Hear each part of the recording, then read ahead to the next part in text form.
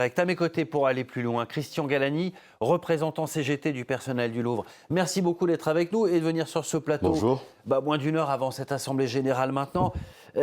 Quel est le problème du Louvre? Quels sont ses problèmes aujourd'hui?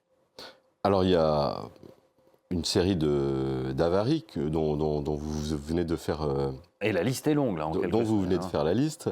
Je pense que la première des choses, c'est de prioriser, c'est-à-dire de hiérarchiser les mesures urgentes à prendre et nous concentrer sur l'essentiel, c'est-à-dire la vétusté du bâtiment et d'autre part, la sûreté du bâtiment. À cet égard, je pense que contrairement au piège dans lequel voudrait nous enfermer Madame la Ministre, Madame Dati, il s'agit de ne pas associer la question de la sûreté à ce projet Louvre Renaissance, ce projet pharaonique qu'on estime à quasiment 1 milliard d'euros. Au contraire, il y a des priorités à établir.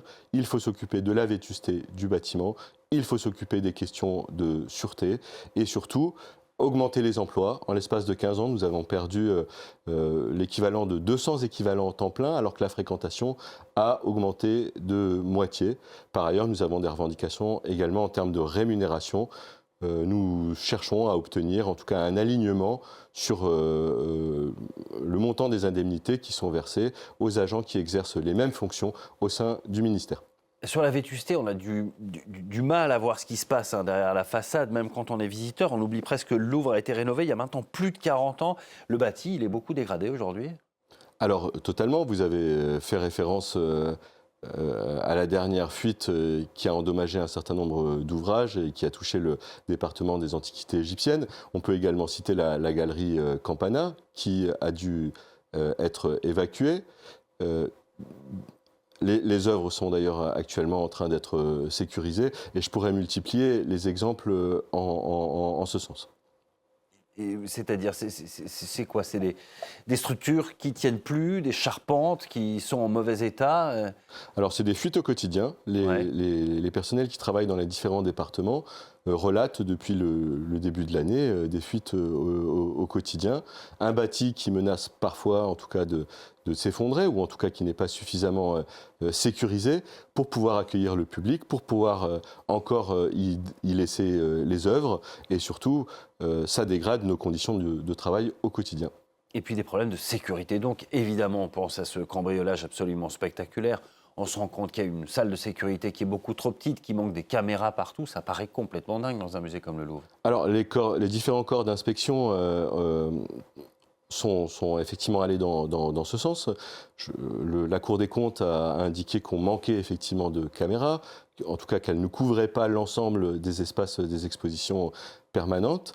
Par ailleurs, on a un matériel obsolète qui ne nous permet pas de mener nos missions dans les meilleures conditions. Et surtout, ce qui est le plus difficile à entendre, c'est qu'il y a 2 rapports, en 2017 puis en 2019, qui avaient mis en exergue les défaillances en matière de sûreté. Et pourtant, on est en 2026 et toujours rien n'est fait en la matière. Il est temps de changer de braquet. Mais la direction a dit qu'elle n'avait pas eu tout ou partie de ces rapports. Alors moi j'ai du mal à croire qu'en tout cas il n'y ait pas une continuité, surtout sur des sujets aussi importants que celui-là. Je vous rappelle que la mission du Louvre, c'est quand même d'assurer la protection du patrimoine et surtout d'en assurer la conservation. Donc il y a des responsabilités, il faut à mon sens tout simplement les chercher et remédier désormais à travers une volonté politique importante à ces questions. Est-ce que le Louvre est adapté au nombre de visiteurs qu'il reçoit aujourd'hui? Parce qu'on parle de près de 9 millions l'an dernier, c'est colossal. Ça tient encore dans le Louvre où il faut revoir la façon dont est organisé le musée? Alors, il est évident que le musée n'a pas été, en tout cas, établi pour accueillir autant de visiteurs. Donc il y a certainement un travail à faire, notamment sur le lissage de la fréquentation. Et de ce point de vue, l'administration a déjà commencé ce travail.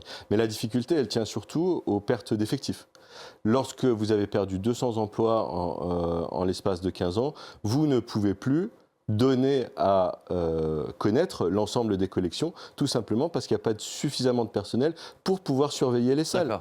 Et c'est d'ailleurs à ce titre que nous considérons que cette tarification différenciée entre les ressortissants de l'espace économique européen et les autres, elle est lourde à payer, Pourquoi ? Parce que les non-ressortissants de l'espace économique européen, ils vont venir au Louvre pour trouver un musée délabré, pour trouver un musée qui n'est pas ouvert dans son entièreté, et ils vont payer le prix fort des turpitudes qui se sont accumulées ces dernières 15 années concernant la sûreté et le bâtiment. Et alors, il y a ce plan Renaissance qui avait été promis par Emmanuel Macron avant ces événements. L'idée, c'était notamment d'avoir une salle dédiée à la Joconde, mais pas que. Et ce que vous nous dites, c'est que ce n'est pas en adéquation avec ce qui est demandé aujourd'hui après les événements qu'on vient de connaître. Alors, ce que dit la CGT très clairement, c'est qu'il faut abandonner ce projet qui embrasse trop mal les trains. Bien au contraire, il faut se concentrer sur les priorités. Et la priorité, c'est la sûreté. Il n'y a pas lieu de relier la sûreté à ce nouveau projet qui, je le répète, est un projet pharaonique et dont le montant pourrait s'élever à 1 milliard d'euros. Merci.